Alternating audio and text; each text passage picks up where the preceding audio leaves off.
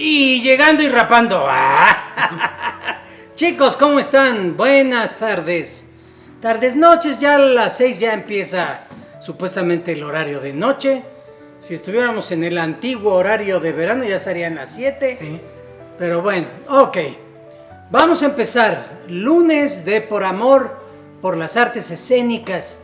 Hoy vamos a tocar un tema del que no he hablado absolutamente nada y que espero que para ustedes sea atractivo.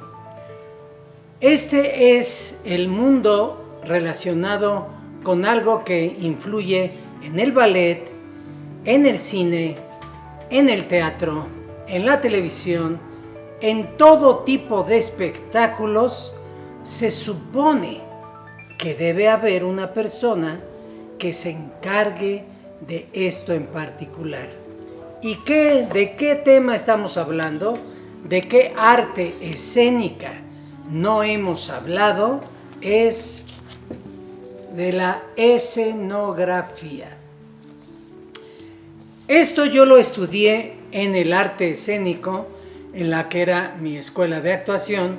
Ahí mismo lo estudié y ya cuando llevaba yo, pues prácticamente, ya no sé si en el primero, después del primer semestre de la escuela de actuación, se les ocurrió también empezar con la carrera de diseño de escenografía y vestuario. A mí, la verdad, esto me apasionó mucho. Yo he sido una persona que afortunadamente vi a pintar a mi madre desde niño y por lo tanto, a los 10 años, incluso antes, yo también ya empecé a agarrar los pinceles más en forma y pues afortunadamente tenía cierta destreza en ello y por lo tanto pues esto de la escenografía me encantaba. Yo recuerdo que cuando niño a veces mis papás me decían vamos a ir a tal obra, y yo les decía pero va a haber cambios de escenografía, porque para mí, o sea, el no tener cambios de escenografía en una obra era así como, ay, qué aburrido está esto. Yo lo sentía como una parte sumamente integral del espectáculo. Muchas comedias, digamos ligeras, pues en la mayor parte de los casos todas son en una sola habitación y cuando mucho, si es que se requiere, en la parte superior de repente del escenario metían otras dos como especie de recámaras o áreas, que eran las que se suponía que ya los personajes iban a otra parte de la casa. Entonces la escenografía en realidad es un tema para mí por ejemplo, sumamente apasionante, porque creo que es algo de lo que puede decirse que crea más magia que ninguna otra cosa en un escenario. Actualmente sé que, por ejemplo, allá en ¿cómo se llama? En el grupo de lo de Bellas Artes, que está en el Centro Nacional de las Artes, también se imparte la carrera de escenografía y a veces los chicos en noviembre les toca que les den el curso de maquillaje porque están tratando de que incluso los escenógrafos también sepan un poco de todas las áreas. Eso es una disciplina que en lo personal yo sí tuve, me refiero, ¿cómo les explico? No, esto ya no fue tanto aprendido por mis padres o gracias a ellos, sino que yo tenía mucho la idea de que había que saber de todo en el escenario. Había que saber de dirección, había que saber de vestuario, había que saber de escenografía, obviamente de actuación, etc. Para mí estar en un foro era algo maravilloso. Yo no sé si en la actualidad en todas las escuelas, aquellas que imparten curso, tienen algún momento en el que en verdad les expliquen a cualquier persona que va a trabajar en un teatro o para una producción, les expliquen realmente las partes de un teatro, de qué se componen, cuáles son sus nombres, todas las diferentes áreas que componen en sí un escenario. No lo sé si en realidad esto lo sigan haciendo o no, o Yo en mi momento afortunadamente sí tuve esa experiencia que aunque sí tenía cierto conocimiento previo, pues ya en la escuela aprendí mucho más. Y cuando entro a estudiar la carrera de diseño de escenografía y vestuario, porque en este caso estaban unidos, no estaban separados. Ahora me he dado cuenta que de repente a los mismos escenógrafos dicen, no, pues tú vas a ser escenógrafo en tal área y tú en tal área y tú para vestuario y tú bla, bla, bla. Como que ya están tomando una moda igual que los médicos. Ya no es un médico general, sino como que son especializados. Y eso es algo que para mí, la verdad, creo, perdonen, pero pues no me es muy real. Yo siento que un escenógrafo bien preparado podría y debería trabajar en cualquier área. Obviamente sabemos que, por ejemplo, en la televisión y en el cine, lo que nosotros a veces podemos llamar la escenografía o el decorado, pues cuando son locaciones en vivo, pues ya no estás armando en sí una escenografía completa, sino solo lo estás revistiendo.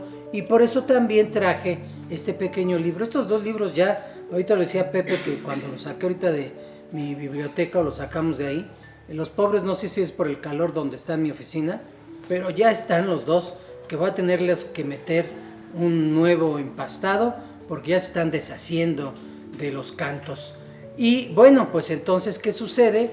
Que aquí venía, este libro a mí me sirvió muchísimo, que es la pequeña enciclopedia de los estilos decorativos. ¿Por qué? Porque cuando estás pensando en una escenografía, no solamente piensas, voy a decirlo muy burdamente, en las paredes, sino tienes que pensar en sus propios decorados y también en el mobiliario mismo. Les repito, en la actualidad creo que ya todo esto lo tienen muy separado y cada quien, uno se dedica al mobiliario, otro se dedica a bla, y pues la verdad no sé qué tanto de esto de resultado. Yo siento, y para mí era mi experiencia, que por ejemplo un director, así como un director de orquesta llega a tocar varios instrumentos y sabe de todos ellos, un director de teatro, un director de cine, un director de cualquier espectáculo debe de tener un conocimiento amplio de todas las ramas que van a constituir en sí el espectáculo completo. Iluminación, que entra también dentro de la escenografía. Ahora repito, de repente ya tienes muy clasificado a la persona de la iluminación aquí y allá, pero siento que cuando una sola gente, por ejemplo, vamos refiriéndonos nuevamente a la escenografía, cuando un escenógrafo puede también a su vez tener unos buenos cimientos de iluminación, hace que su propia escenografía cambie radicalmente de una escena a otra, que se vean más dimensiones, que los colores cambien por completo, que el vestuario simplemente se vea diferente con la iluminación. Esto es algo que para mí es fascinante y lo apreciamos mucho en el mundo del ballet, de la ópera, el teatro musical. ¿Por qué? Porque ahí vienen las grandes producciones con sus maravillosas y extraordinarias escenografías. Cuando yo empecé a estudiar esto, en realidad nunca me imaginé que iba a tener que llevarlo a cabo de una manera tan rápida. Cuando mi esposa y yo empezamos a producir teatro, pues empecé afortunadamente, ahora sí que a usar estos recursos que estudié, porque empecé desde el diseño de vestuario. Hoy quería Pepe, que no nos vimos temprano, quería que hoy hablara directamente nada más de vestuario y de cómo lo hacíamos, etc. Digo, ¿sabes qué? No tengo mucho que hablar de eso, mejor vamos a hablar de la escenografía y que conjuga también el vestuario, porque en mi caso, o en nuestro caso, de mi esposa y mío, pues teníamos que hacer la producción completa. Y cuando hablas de producción completa, en donde yo era el director, el escenógrafo, el diseñador de vestuario, de iluminación y uno que otro detalle, y me ponía la escoba en la colita y también iba paseándome por el escenario para ir barriendo al mismo tiempo, Pues fueron muchísimas cosas. Nuestra primera producción, que fue La Bella y la Bestia, fue algo muy especial y me basé justamente en la portada de este libro para esta silla. A ver si la ven bien ahí. Esta. Esta de aquí. Me basé en la portada de este libro, en esa silla, para que esos fueran los sillones del Castillo de la Bestia. Pero en realidad, obviamente, no teníamos una gran cantidad de dinero, lo que nos impedía hacer escenografías físicas, es decir, hacer el castillo completo, o lo que voy a hablarles de esta manera, aunque sea burda, de las paredes, ¿verdad?, de la escenografía. Y entonces recurrimos a un telonero que en ese entonces era el señor Burgos. Este señor Burgos era el telonero más cotizado de todo el país. Todo mundo iba con él, a muchos podían, otros no, porque ya se imaginarán que no era muy económico. Pero mi esposa y yo investigamos y dijimos, pues vámonos con Burgos, porque además el teatro al que nosotros prácticamente, y bueno, más bien, ella y yo siempre hemos pensado mucho a lo grande, y aunque nuestro estreno fue en el Teatro Helénico, que es un teatro muy pequeño, de una bocaescena que no estará pasando, ¿qué será? Yo creo de 6 metros de ancho por 4 o 5 de altura, no más de eso. Nuestros telones tenían 12 metros de ancho por 8 metros de altura. Ese era el tamaño del telón. Telón que podía, cuando después esta obra la repusimos y nos metimos en el Teatro Hidalgo, que es el que está junto a la Alameda, no hombre, ahí en los telones se veían que eran una cosa extraordinaria, eran una belleza. Yo recuerdo en una ocasión cuando salimos de gira y empezamos a abrir el telón, el tramoyista que estaba en ese teatro dijo, esto es un Burgos, ¿verdad? Les digo que el trabajo de este hombre estaba sumamente reconocido y bueno, era extraordinario. Teníamos cambios de escenografía y era muy limitado. Era o el Castillo de la Bestia, o nos íbamos a unos jardines, o bien era la casa de Bella. Entonces, y no lo van a creer, el 80% del dinero que teníamos se nos fue únicamente en pagar los telones. Nada más para que se den cuenta del costo que tenía esto. El vestuario yo lo diseñé para cada personaje y después fue irnos a conseguir las telas, lo más adecuado para la época en que estábamos tratando de situar el cuento. Después hacer los moldes, que en eso no era yo muy ducho, pero la verdad es que encontré un libro que prácticamente era de corte y confección de secundaria y con ese aprendí a hacer los moldes básicos y así empecé a hacer los trajes. Y ya después nos metíamos a la máquina, me metía yo a la máquina y los empezaba a hacer. Eso fue un poquito después.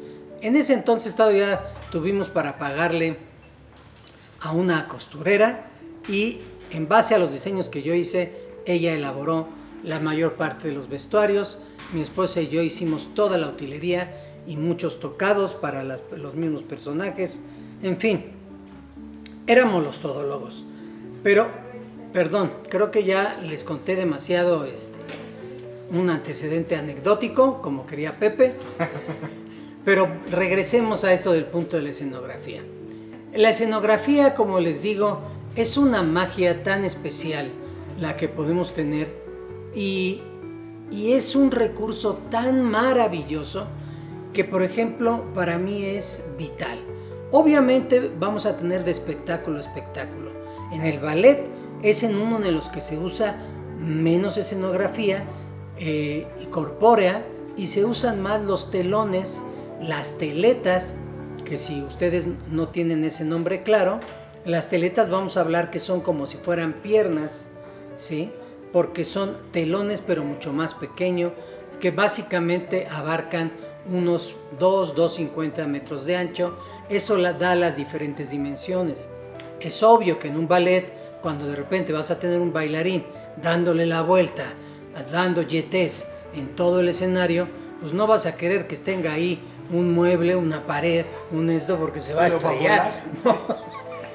Entonces, que se usan mucho en el ballet, se usan los telones y las llamadas veladuras, que las veladuras son una magia extraordinaria porque es otro telón, pero está pintado en, digamos, para que todos ustedes lo capten, están pintadas sobre gasa, ¿sí?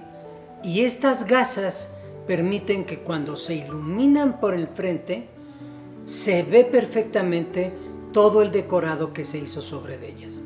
Pero cuando la iluminación viene de la parte superior del teatro o de las entrepiernas, ¿sí? Y da esa luz por detrás de la veladura, se pierde la veladura y entonces se ve el fondo.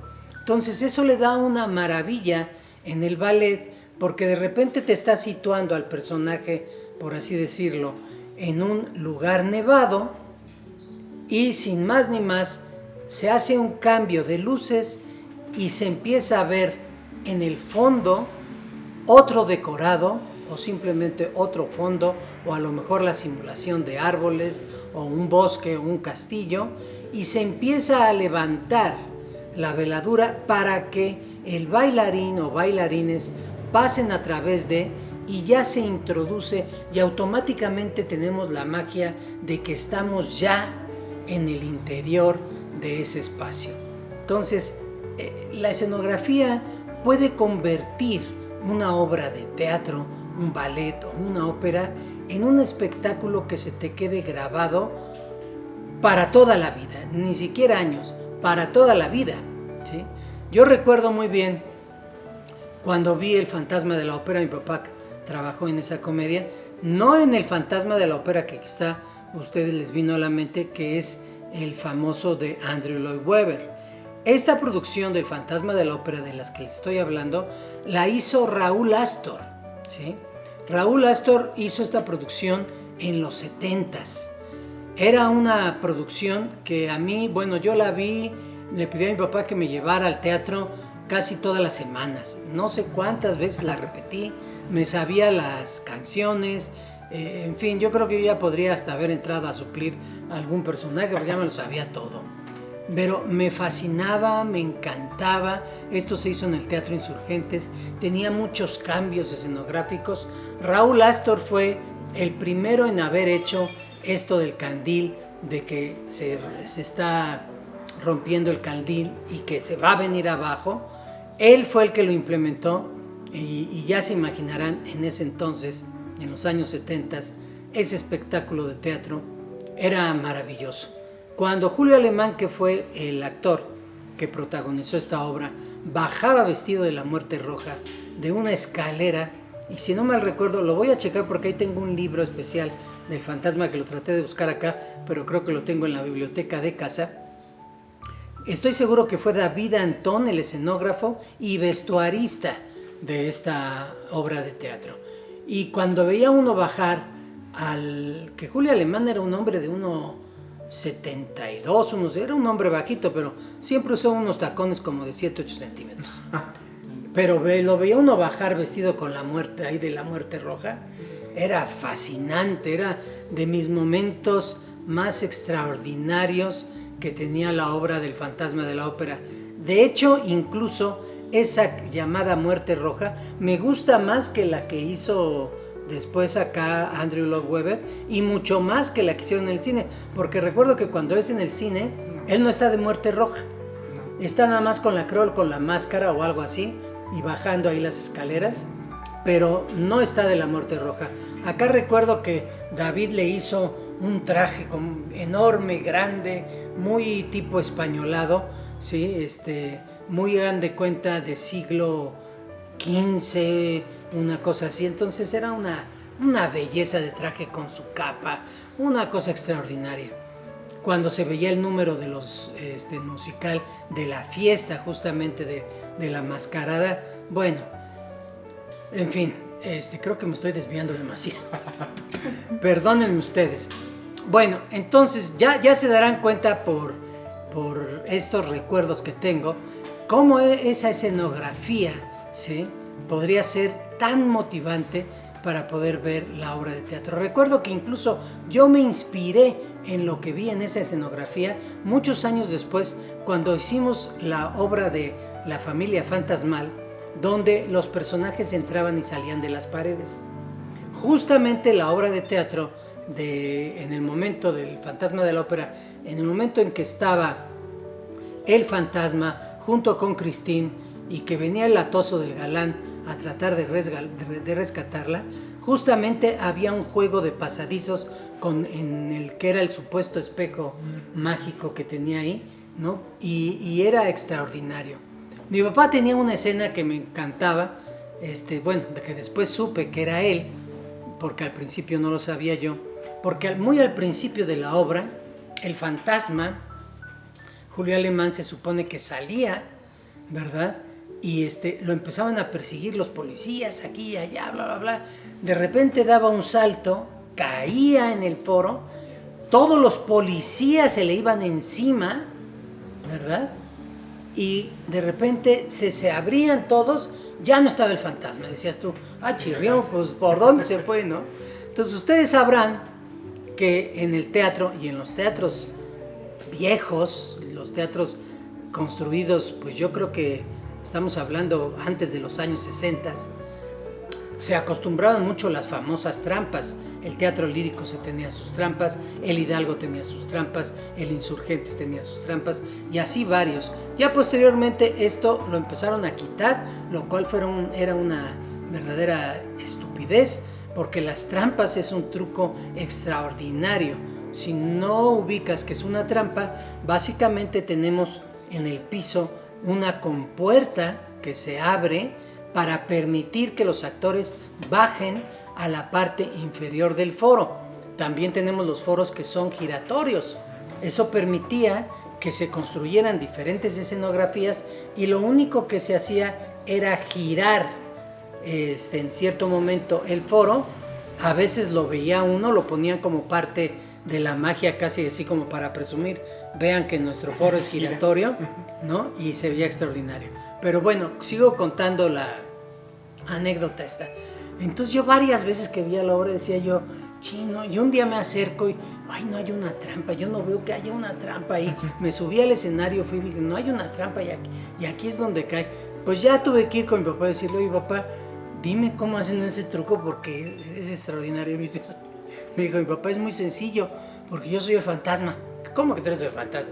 Sí, yo salgo disfrazado de fantasma, en cierto momento está Julio, pero después él entra en otro momento, porque además lo ves aquí, lo ves allá, sí, hacen todo ese juego, y de repente él ya sale en el último momento, que es el que salta, era mi papá, donde ya los pantalones los traía de policía, y solamente traía la capa y parte del vestuario del rostro.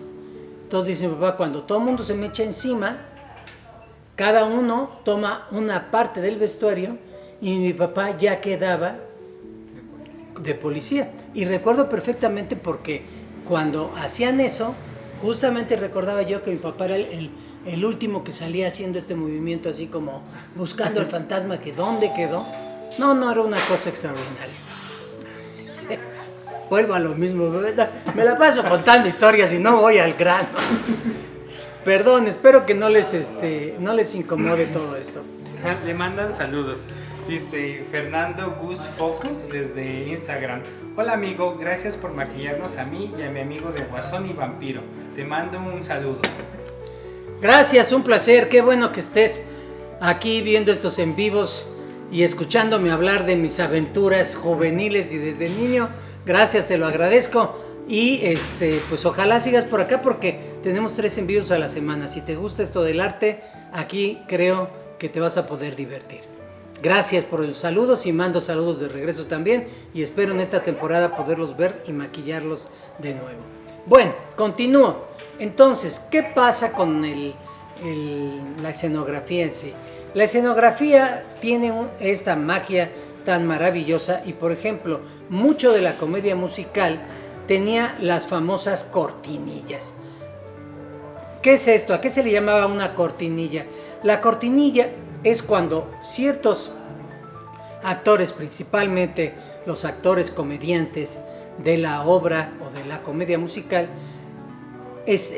hacían lo que era una especie de pasarela casi en proscenio, que es la parte más cercana al borde del escenario, o sea, digamos ya la orillita del escenario. Esa sección de ahí hay proscenios que son semicirculares, toda esa sección es el proscenio.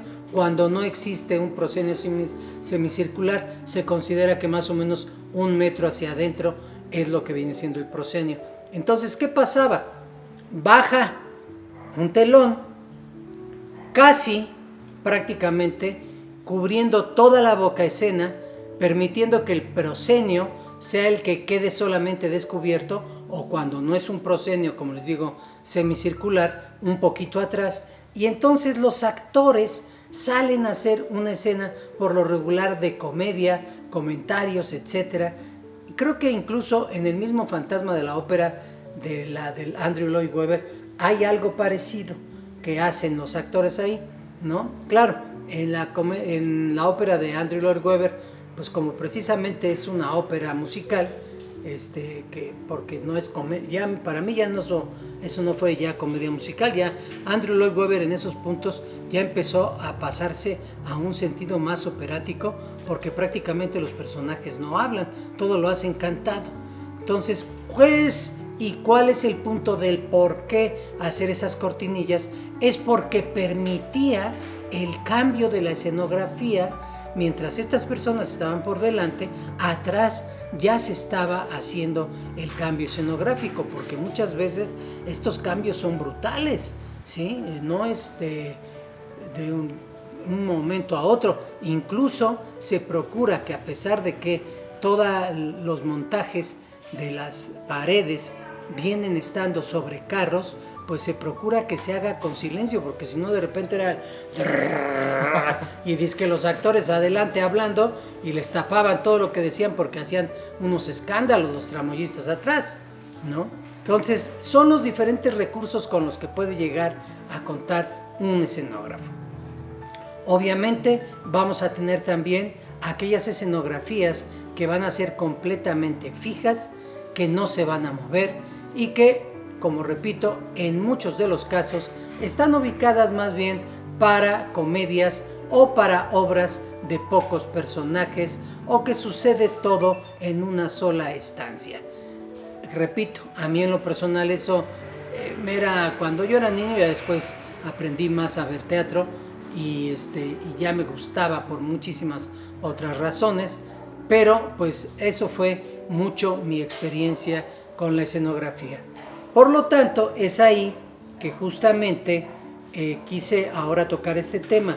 ¿Por qué? Porque en la escenografía también nos vamos a encontrar que tenemos que tener en mente, no sé si va a alcanzarse a ver mucho, los tipos de teatro, ¿sí?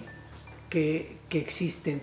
Los teatros isabelinos, los teatros que son completamente circulares. Aquí, por ejemplo, podemos tener un ejemplo con la carpa geodésica, que creo que todavía existe, en donde dices, pues aquí qué escenografía, porque a menos de que haya una entrada principal, que creo que la carpa geodésica la tiene, una entrada al foro redondo, pues ¿dónde más pones escenografía? Casi la escenografía se vuelve la utilería que meten los actores a escena, y vas a tener que es el tipo de teatro como que el que hablamos, el teatro shakespeariano, el teatro isabelino, ¿verdad? Que sí tienen una sección de escenografía atrás, pero que mucho también se desarrollaba como si fuera una parte central, como si fuera una arena de toros, ¿no? ¿Por qué? Porque todo también viene inspirado, obviamente, de los teatros griegos, en donde no existía tanta escenografía, sino que el mismo coro era el que representaba estas mismas escenografías o lo que vestía las obras de teatro. Bueno, no sé si hay alguna pregunta o algo más que alguien quiera decir ahorita. Pepe. No, perfecto.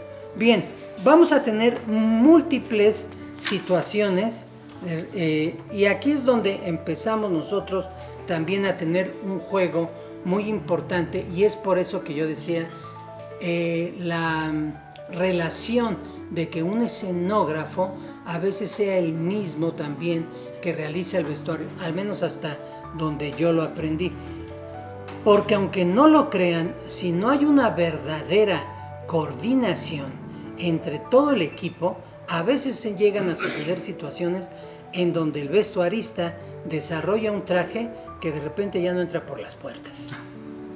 Y entonces dices tú, oye, no puedo, no quepo. Entonces ahí nos empezamos a dar cuenta de la tremendísima importancia que tiene en realidad el hacer un conjunto y que el equipo escenógrafo, vestuarista, iluminador y director estén extremadamente coordinados y sepan qué es. Muchas veces las escenografías también, obviamente, no se quedan solamente en el foro, sino que a veces se extiende hacia los lados, en las orillas, o a veces se sacrifica unos cuantos asientos centrales para poder ahí de repente hacer otras cosas.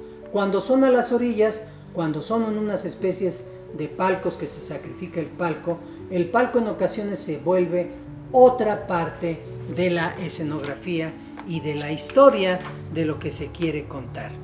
Muchas veces se llegaron a contratar en cierto momento artistas muy prestigiados para que hicieran las escenografías de algunas obras, lo que implicaba que ya se consideraba que tenían una magia especial.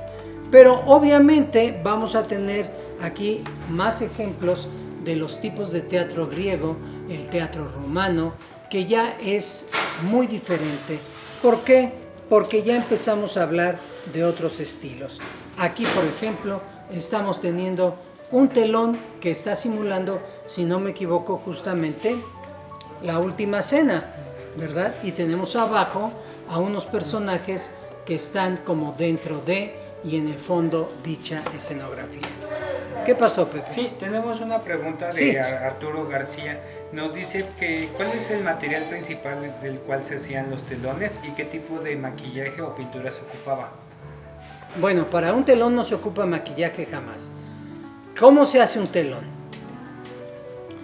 Básicamente siempre tenemos que hacerlos y principalmente hasta donde yo lo conozco, en la actualidad no sé si estén usando otro tipo de técnicas, que sí sé que no usan, digamos, ya he visto que en la actualidad también hacen ya telones con todo esto que ya viene impreso o que lo sacan impresos ya con máquinas especiales y todo esto.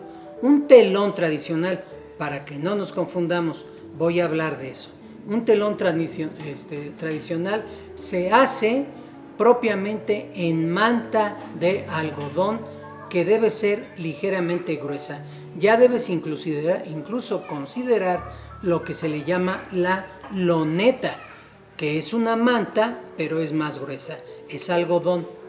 Lleva un preparado especial. Yo después esto lo hice cuando ya no pude contratar a Burgos porque desafortunadamente ya había fallecido, y para otras producciones que realizamos de lo que ya les conté en una ocasión que hicimos mi esposa y yo, que fue Capaciteatro, ahí yo hice los telones de todos y cada uno de los escenarios que vimos. ¿Qué se hace? Propiamente esta lona se tiene que coser, ¿verdad? Y al tamaño que uno desea, considerando, esto es importantísimo, que la lona, el algodón va a encoger. Entonces, ¿cuál es el secreto para esto? Que es ahí donde viene un poco su dificultad, porque hacer un telón va a implicar que requieres de un espacio verdaderamente grande. No puedes hacer un telón en espacios pequeños. si por ejemplo vas a hacer un telón que consideres una altura de 3 metros y un ancho, vamos a ponerlo igual, de 3 por 3, pues vas a necesitar como mínimo un área de 5 por 5 para hacer dicha construcción, porque además te vas a tener que pasar. Hay varias formas de manejarlo. Puedes de repente ponerlo en un bastidor muy fuerte, y con esto te quiero decir que es prácticamente un sándwich donde te estás pasando de los 3 metros para que justamente ese bastidor resista el encogimiento. Pero la verdad es que lo más correcto es que se hace sobre el piso del teatro. Burgos estaba en un teatro que ya prácticamente estaba casi destruido. Ahorita no recuerdo su nombre, pero estaba cercano a la Lagunilla. Entonces él ya ese foro lo usaba para hacer los telones. Entonces se clavaba los telones en el piso de madera de tal forma que no se permitiera que, a pesar de que cogiera, porque tú después lo veías y veías que entre clavo y clavo había una onda así de que por ahí se había encogido. Por eso es que necesitabas que, si ibas a terminar sacando un telón aproximadamente, ¿qué te diré? Volvemos de 3 por 3, mínimo tenías que dejar de 3,5 a 3,5 mínimo, para que le dieras el encogimiento y pudieras sacar a la hora de la hora la manta. Ahora, no solamente es eso, tenemos que fabricar el telón haciendo un sellado de la lona. ¿Cómo se hace un sellado de la lona? Se usan diferentes tipos de resinas de árbol que hay que calentar, derretir, aplicar. Yo, cuando hice este primer telón primeros telones de los que les estoy hablando, que tenía cierto conocimiento pero no le tenía todo, no me envolví los pies en un plástico. Entonces directamente yo fui poniendo la resina, la brea disuelta y otras variedades de gomas de árbol, las derretí y bla bla bla, y las fui poniendo. Bueno, pues al otro día tenía los pies pelados porque se me habían descarapelado de estar pisando la brea ya puesta, pero los telones me quedaron de primera, ¿no? Entonces, ¿qué pinturas normalmente debes usar? Vinílicas a las cuales yo, esto te lo digo no con conocimiento pleno de causa, porque nadie me enseñó en sí a hacer telones, pero también ponía yo cierta cantidad de la misma mezcla de resinas que había yo hecho para sellar la lona, porque eso le daba elasticidad a la pintura e impedía que, si se mojara, se pudiera caer. ¿Cómo sé esto? No sé. Era pura inspiración. Simplemente yo decía, voy a hacer esto porque yo creo que O sea, hay ciertas cosas que mi esposa y yo hemos hecho que de repente dicen, bueno, ¿y cómo sabías tú? Pues la verdad no sabía, pero pues era el momento de la inspiración. Hay otras gentes que dicen, ya lo traes, ya te vienen de recuerdos de otras vidas, ya te empiezan a decir otra serie de cosas. Pues puede ser, o puede ser simplemente la inspiración divina que Dios te está diciendo, vas por este camino, hazle así, muchachillo. Y entonces era básicamente el cómo resolvimos esto. Por lo tanto, esa es, a grosso modo, la forma en que nosotros tenemos que hacer un telón. Ya después no me digas cómo lo despegué, porque fue a jalones y me traje un poquito del barniz del piso. Ya después aprendí y dije, no, tengo que poner primero un plástico, forrar con plásticos y entonces ya poner encima el otro. En fin, va siendo un poco el punto de la experiencia y de las cosas que te suceden. ¿Ok? Bueno, no sé si hay algún otro comentario. Perfecto, fue todo lo que me preguntó, ¿verdad? Sí. Sí. Bueno, pues entonces, de ahí es el punto principal de que, pues, me alegra muchísimo de que en la actualidad en Bellas Artes sí se esté dando ya una carrera de escenografía más en forma, porque me imagino que todo este conocimiento, que para mí mucho de eso fue empírico, lo están impartiendo ahí en la materia de escenografía. Ahora tenemos grandísimas ventajas y voy a pasar a hablar, saltarme un poquito, porque la escenografía ahora ya tiene muchísimos juegos. Anteriormente estábamos hablando siempre de madera, de, ¿qué les puedo decir? Madera balsa, telones, etc. Ahora ya se usan mucho incluso paneles de unicel, que son facilísimos de manejar, sumamente ligeros y que pueden ser sumamente resistentes. ¿Cómo se manejan estos paneles? ¿Cómo se manejan estas escenografías con el unicel? Ya se usan cortadores como los que tengo yo aquí, que pueden ustedes ver, que son cortadores especiales de unicel, ¿sí? Los tenemos en kits y los tenemos de manera individual, ¿sí? Aquí en México hemos tenido siempre de esas máquinas hechizonas, ¿verdad? Que se fabrican, que a veces las puedes encontrar hasta en la Merced, donde hacen letras estas gentes y todo. Pues es el mismo principio, pero aquí hecho de una manera en que en realidad tienes un control extraordinario. Estas herramientas que les estoy mostrando aquí nos permiten hacer unas cosas extraordinarias, porque puedes esculpir en el unicel y puedes crear escenografías pues fantásticas. Cuando tú vas a la mayoría de los parques temáticos y ves todas estas construcciones de dinosaurios y de paredes llenas de piedras y todo, no es más que unicel recortado con este tipo de productos. Otras son lo que viene siendo después, que salió después de esto, me refiero después del unicel, es el poliuretano espuma, donde también lo van construyendo. Muchas cavernas las hacen así, ponen el poliuretano espuma y como se esponja, pues vas creando y ya después lo van cortando y haciendo. Había a veces, no me gusta mucho el poliuretano espuma, porque dependiendo la calidad del poliuretano que usas, se ve mucho, es decir, se le ve mucho el poro y eso pierde un poco de la magia. Aquí les voy a mostrar otro kit más que manejamos,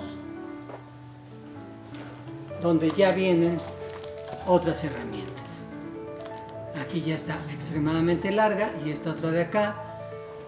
Tuvimos una que es la que yo más uso en mi taller, que hagan de cuenta que es una navaja como de 15 centímetros de largo, y con esa hago unos cortes extraordinarios. No lo he vuelto a traer esto de exportación o importación, porque la verdad no ha tenido mucho éxito. ¿Por qué?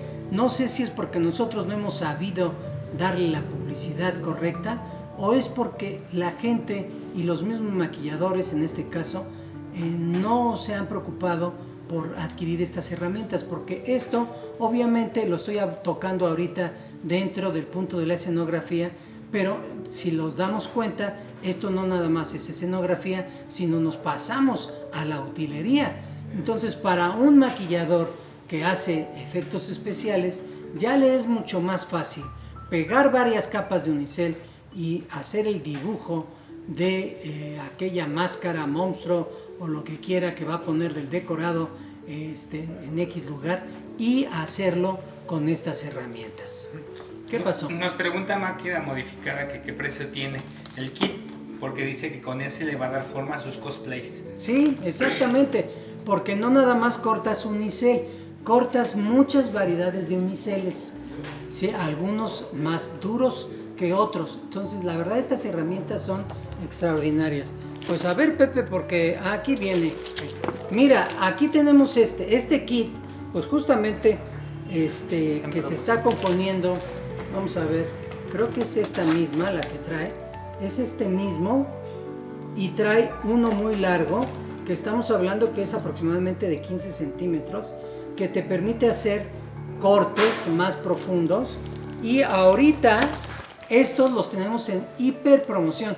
A ver, léele, Pepe. Sí, está de 5,950 a 3,965. Exacto.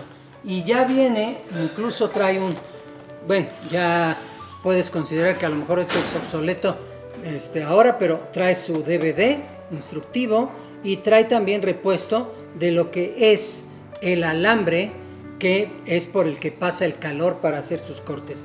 Este es extraordinario, trae al mismo tiempo sus adaptadores de electricidad para poderlos usar, porque también puedes en algún momento dado en algunos de estos usar diferentes graduaciones de temperatura para no pasarte justamente, porque cuando usas este producto y ya empiezas a generar mucho humo, quiere decir que está muy caliente en la herramienta y que le tienes que bajar. Así es que máquina, sí te los recomiendo muchísimo. Son productos que ahorita, hasta donde yo sé, estamos hablando que tienen un nivel de descuento que no nada más sería por haber estado en este en vivo. Fíjense, esta herramienta vale de 1,160, está en 775 pesos. Ya, o sea, es un regalo. Sí, totalmente. Ya es un regalo, ¿no? Entonces, este es muy bueno. Por ejemplo, cuando le pones el alambre tú mismo le puedes dar formas para ya que te salga no plano, sino ya con ciertas protuberancias y todo esto.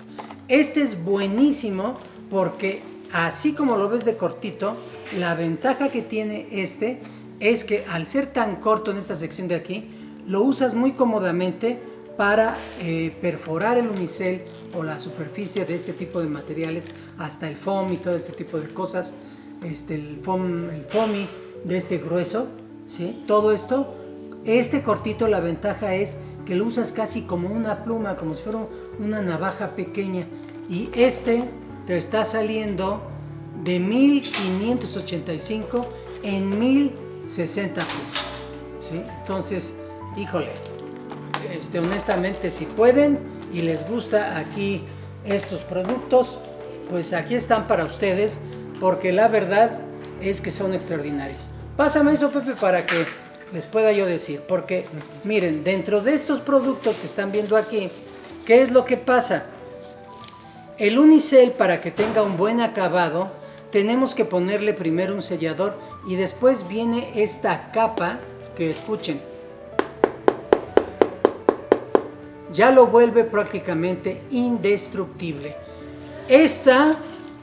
¿Cuánto creen que tiene ya? 10 años. No menos de 10 a 15 años que hice esta, ¿sí? Ya hasta aquí a las chicas les pusieron atrás toda su perorata, porque como es en lo que menos le hacen, más se les va la onda, porque lo venden poco. Aquí tienen todo su instructivo, ¿sí? Cuando no le pones sellador, esto es lo que pasa, ¿sí? Se ven como burbujitas. No sé si alcance a verse ahí en pantalla. Se ven burbujitas, a lo mejor así se ve mejor, ¿sí? Entonces necesitamos poner el sellador. Esto es una vez que ya tenemos el producto acabado. Es decir, ya hiciste tu escultura, ya todo, le pones el sellador y después le pones la capa endurecedora. Ese es un experimento que yo hice. Dije, bueno, ¿qué va a pasar si a esta molde, tengo un molde ahí de mi mano, y lo que puse fue una capa del producto plástico que ya está externo, le puse una capita, le puse lona, ¿sí? Y después le volví a poner y vean cómo quedó. Completamente duro. ¿Se podría usar para hacer máscaras? Podría usarse para hacer máscaras, definitivamente podría ser, claro, pero sí queda verdaderamente duro, ¿eh? O sea, no te creas que es livianito el asunto. Miren, ven hasta en los dedos, vean qué nivel de dureza tiene, lo pueden ustedes escuchar ahí, ¿sí? Este es un experimento que dije, a ver qué va a pasar.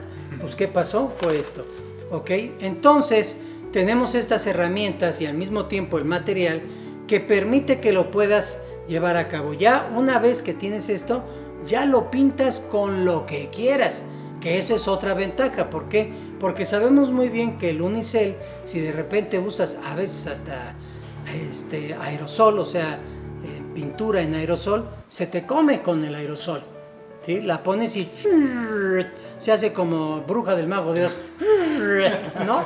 Entonces, Entonces, aquí la ventaja es que ya teniendo esto, aguanta con la pintura que quieres, le haces los difuminados que se te antoja, puedes ponerla desde con vinílica, con aceite, con lo que quieras.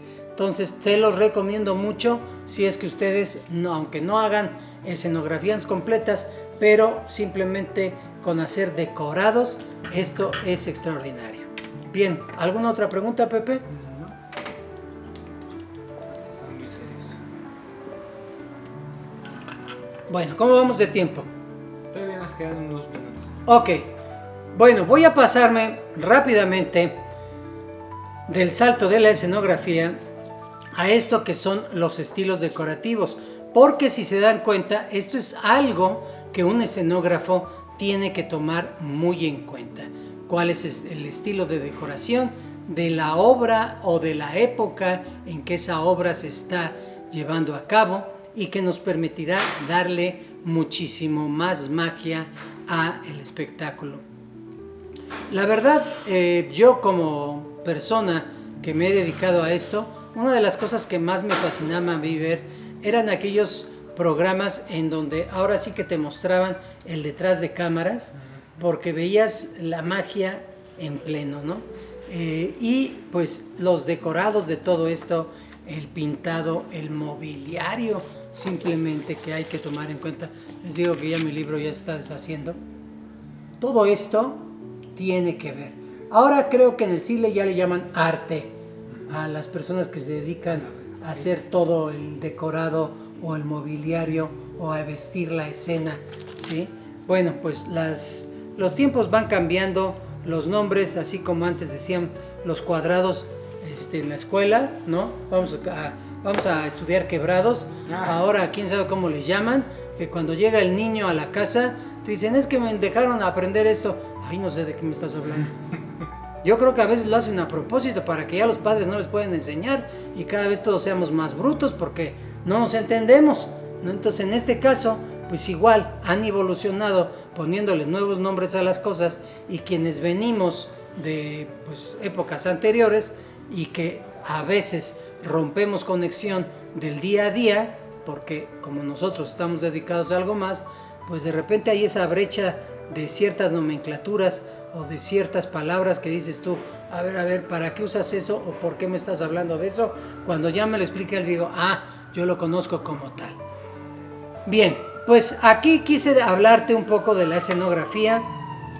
Hay mucho más que decir, pero que quise introducir este tema de la escenografía casi como un cuento, como hice con ciertas anécdotas, porque me gustaría que si tú mismo en los comentarios quisieras saber un poco más y que siga yo hablando de este tema tan apasionante, al menos para mí, pues lo haré. Hemos estado hablando en estos de Amor por las Artes Escénicas de todos los elementos que estamos usando, que es la peluquería, el vestuario, esta vez fue de la escenografía, y obviamente también hemos estado hablando de las diferentes artes escénicas como la danza, el mismo teatro. Nos falta la ópera, que no hemos tocado prácticamente nada de la ópera, ¿sí? Y en realidad pues voy dando pedacitos por pedacitos, esperando que esto te vaya gustando, que le tomes amor a todo esto y sobre todo ese interés general que creo que es importantísimo, que nos dediquemos al arte escénico, que nos dediquemos, sepamos un poco de todo, repitiendo lo que en algún momento dado he hecho en los miércoles, que es cómo ser un artista exitoso. He mencionado que entre más conocimiento tengas de aquello a lo que te dedicas, y no nada más de tu área en particular como actor, como cantante, como bailarín, sino en el medio en el que te estás desenvolviendo, es maravilloso.